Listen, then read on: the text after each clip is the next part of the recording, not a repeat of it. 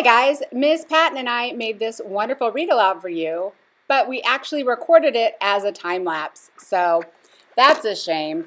But stay tuned and you will get to see the redone video, just us in the classroom. Love you. Look how cool that was, man. Hi guys, welcome back again. We recorded a much better video for you, and you can see the time lapse of it along with this one. Whoa, Miss Patton, you're getting off the coast there. Well, I want to see the book. So here we are back, Polar Bears Past Bedtime, Mary Pope Osborne, brought to you by our friends at First Book. Chapter 2, The Howling.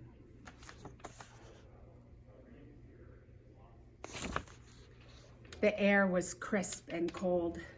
Jack and Annie shivered. They looked out the window at a dark, gray sky. The treehouse was on the ground. There were no trees and no houses, only an endless field of ice and snow. Morgan and the owl were gone. Read the riddle, said Annie, her teeth chattering. Jack unrolled the scroll. He read, I cover what's real and hide what's true, but sometimes I bring out the courage in you. What am I? I'd better write it down, said Jack, shivering. He pulled out his notebook and copied the riddle. Then he opened the book. He found a picture of a barren white field. He read aloud, the Arctic tundra is a treeless plain. During the dark winter, it is covered with snow and ice. In early spring, snow falls, but the sky begins to get lighter. During the summer season, the snow and ice melt and the sun shines 24 hours a day. It must be early spring now, said Jack. There's snow, but the sky is a little light. He turned the page. There was a picture of a man wearing a hooded coat with fur trim. Look at this guy, said Jack. He showed Annie the picture. We need his coat, said Annie. Yeah, said Jack. Listen to this. He read aloud. This seal hunter wears sealskin clothing to protect him from icy winds.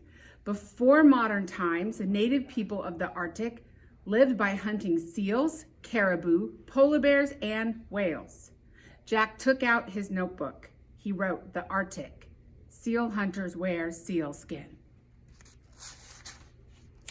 He was too cold to write anymore. He clutched his pack against his chest and blew on his fingers. He wished he were back home in bed.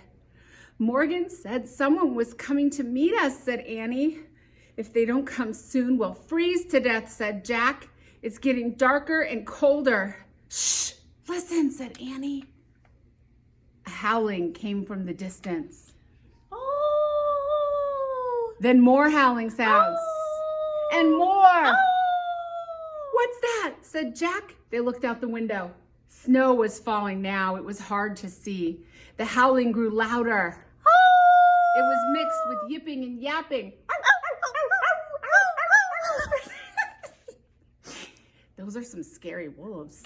Annie saw dark shapes coming through the snow. They seemed to be running towards the treehouse. Wolves? Said Annie. Great, that's all we need, said Jack. We're freezing and now a pack of wolves is coming for us. Jack pulled Annie into the corner of the treehouse. They huddled close together. The howling got louder and louder. It sounded as if the wolves were circling the treehouse. They whined and yelped. Jack couldn't stand it any longer. He grabbed the Arctic book. Maybe this can help us, he said. He searched for a picture of the wolves. Oh, hi, Annie said. Jack looked up. He caught his breath. A man was looking through the treehouse window. His face was surrounded by fur. It was the seal hunter from the Arctic book. All right, guys, we'll find out next time what's going to happen. What's the seal hunter there to do? Bye. See you next time.